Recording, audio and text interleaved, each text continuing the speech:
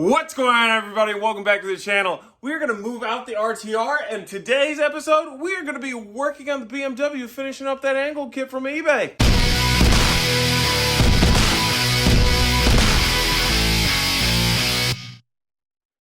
Got a package in here from our friends at Rock Auto. Let's go ahead and open it up and see what we got inside. Bubble wrap. Everybody loves bubble wrap. I don't care how old you are. You like doing this.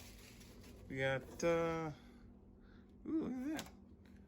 A magnet. These should be our inner and outer tie rods. I'm really not familiar with this brand. I've never heard of it before. Uro? I really don't know. But they only cost $17 on rockauto.com, and it was supposed to take like 4 days to get here because I ordered these, I think, on Friday, maybe late Thursday, but they're already here. They got here in like a day and a half. Working with these, I followed the part numbers here so I could mark right and left so I knew which ones I was working with. Unfortunately, my little brain thought that right starts with a B. Got some tape lined up here. We're gonna be cutting about 1.5 inches off of this tie rod. Let's hope I get it in one go and everything lines up the way that it should. I've seen varying different things, but 1.5 inches seems to be what I'm gonna be going with.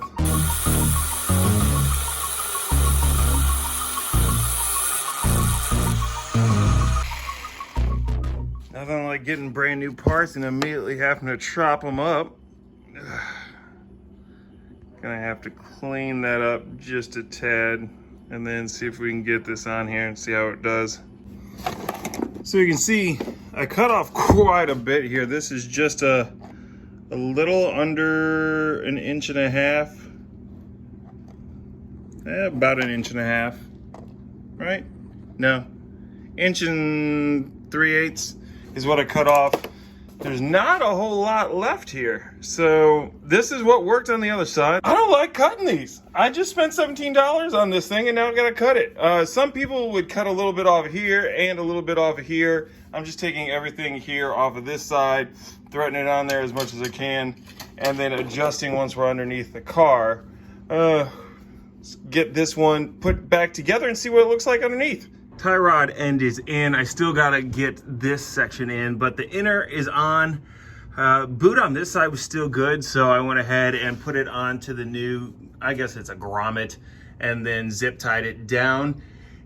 Put the spacer in on this side. It's not on that side. This side I felt was gonna be a little bit off. I might have cut it a little too short, so that's why I went ahead and put that spacer in, not by much, but just by a little bit, just to assist with that. Now we gotta take the suspension back off so we can get that nut onto the top of the tie rod and see how much angle we get out of this thing. Due to clearance issues right here, as you can see, like I can barely even fit my finger in there. The nut that has to go on top of the tie rod end will not fit. Also, all of this won't fit. So this is gonna have to be trimmed, and I also need to trim down the nut. So I have it right here. You can see this little bit of an edge here, this lip that sits up above where you'll actually put your wrench. That needs to be all shaved down to be able to fit there underneath the suspension.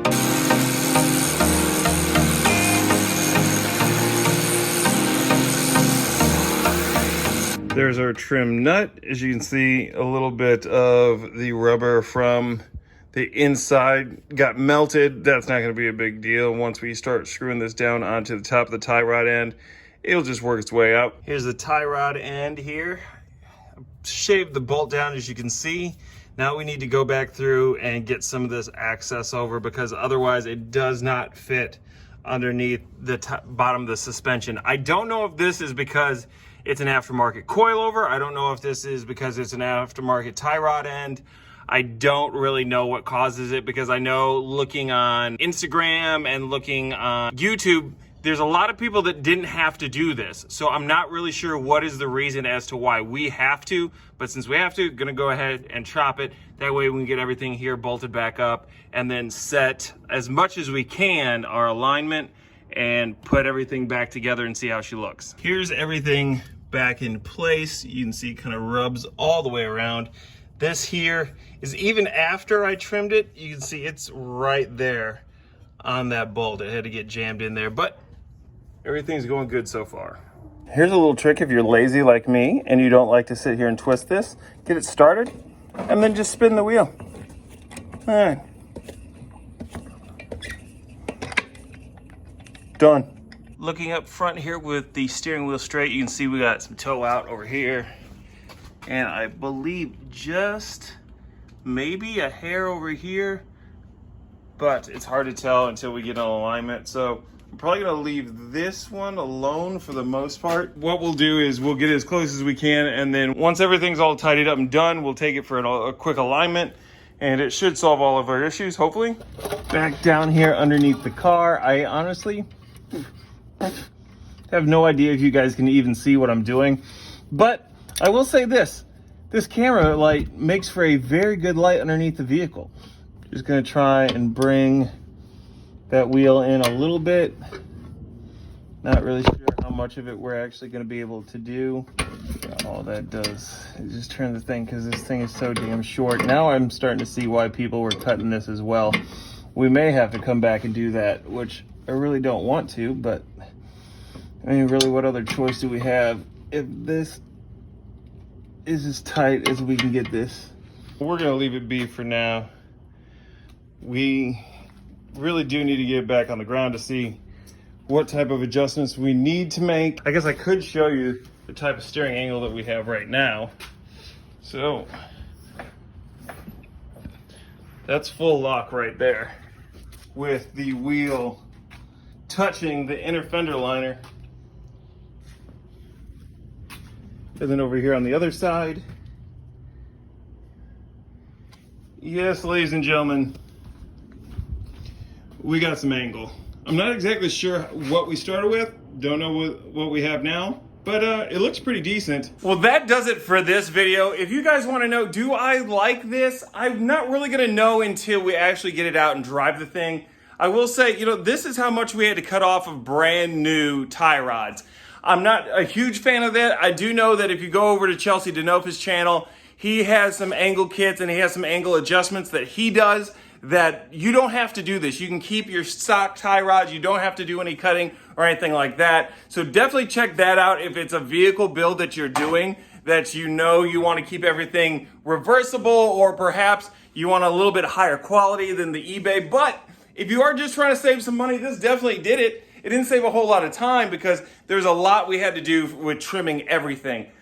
For this build, I don't really mind. I mean, this thing is kind of being used as a shelf right now, so we're not putting a whole lot of money into this. This is something cheap to just have fun real quick with and then flip it. So it works for this. Out of all the things I've done to the BMW, this is probably the one that's pissed me off the least. If you guys haven't seen the previous video where we started these, I'll go ahead and I'll put a link down in the description below. Maybe I'll even put a tag along here somewhere where you guys can click on it and go see the first half of this. Thank you guys very much for tuning in. If you guys tuned into last week's video and you're wondering, hey, why are you still wearing the same stuff? It's because I filmed these all in the same day. Oh my gosh, look, I am smart. Which is another reason why you should want to watch this channel. I'm smart. I know kind of, sort of, maybe what I'm doing. Enough to fake it that you've made it to this far in the video.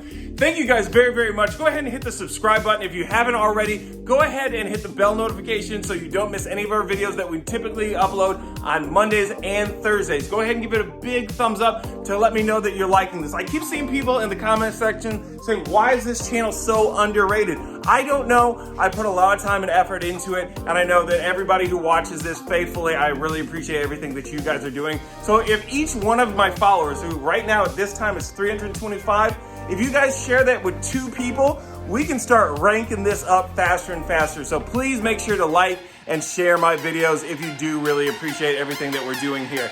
Until the next video, where we're probably going to be working on the BMW or hopefully one of the Fords, I will see you guys next time. Peace.